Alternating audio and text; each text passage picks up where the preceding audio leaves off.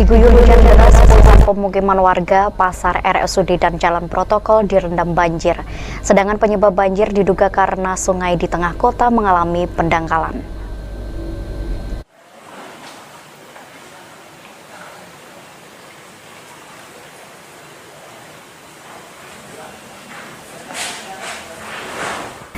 Diguyur hujan deras lebih dari 3 jam terjadi banjir di Kecamatan Kabupaten Nganjuk yang diantaranya berada di Kelurahan Payaman, Gunung Kidul, Cengkringan, dan Kauman.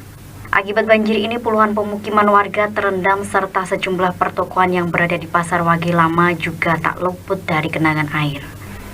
Warga pun berupaya menyelamatkan barang-barang berharga ke tempat yang lebih tinggi atau membuat penahan air dari karung berisi pasir.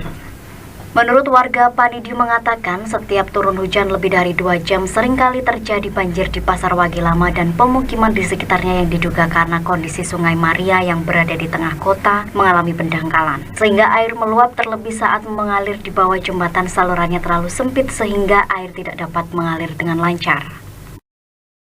Kan kronologi kejadian banjir ini Pak, seperti apa? Nah, kejadian banjir ini pokoknya cepluan pasar ini anggar hujan 2 jam penuh pasti banjir. Kalau kesannya apa, Pak?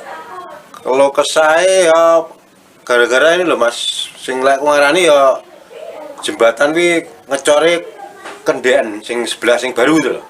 Kurang dalam berarti, Pak ya? Ya mungkin sebelum ngecor udah dikeduk. Lek sing sebelah sini kan ngecor dulu dikeduk. Langsung dimester. Ya dulu itu dangkal. Jadi akhirnya ngalirnya kurang lepas. Saya kira gitu saya kira. Pak, ada berapa rumah yang terendam banjir itu? Gang sini 3 rumah. Terus yang lain Pak? 4 rumah sini. Sono mungkin ada sekitar 20 rumah dasar. Menurut PLT Bupati Nganjuk Marhain Jumaji mengatakan banjir juga menggenang di lorong RSUD Nganjuk yang disebabkan saluran air menuju sungai penuh sehingga air menggenang. PLT Bupati Nganjuk meminta agar saluran air menuju sungai ditutup sementara menunggu air sungai surut. Untuk mengatasi pendangkalan Sungai Maria, PLT Bupati Nganjuk telah meminta dinas terkait melakukan normalisasi sungai agar mengurangi resiko. Terus kemudian kita cek lagi di rumah sakit.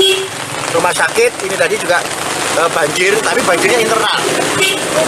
Karena salurannya penuh, saluran sungainya yang dialiri itu penuh, maka air itu masuk ke rumah sakit karena terbuka. Tadi kita suruh tutup dulu sementara, setelah nanti agak surut maka nanti kita buka. Kemudian solusinya yang kedua untuk yang rumah sakit harus ada pompa, rumah pompa di situ. Karena tatkala kita antri aliran sungai maka justru air itu masuk ke rumah sakit, tidak rumah sakit itu mengalir ke arah sungai. Maka dibantu oleh pompa sehingga nanti untuk mempercepat kering atau untuk mempercepat kondisi banjir bisa teratasi. Terus kemudian yang terakhir kita cek di sini. Ini di Balai Rakyat, Balai Pramuka itu kan ternyata sungainya kan salurannya kan kecil. Ini berarti di jalan ini perlu ada normalisasi.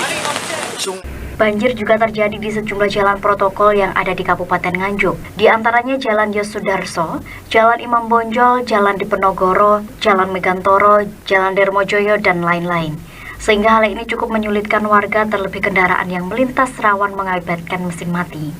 Dihimbau kepada masyarakat apabila turun hujan untuk menjauhi sungai serta tidak membuang sampah sembarangan agar tidak menyumbat aliran air. Dari Nganjuk, Asep Bahar melaporkan.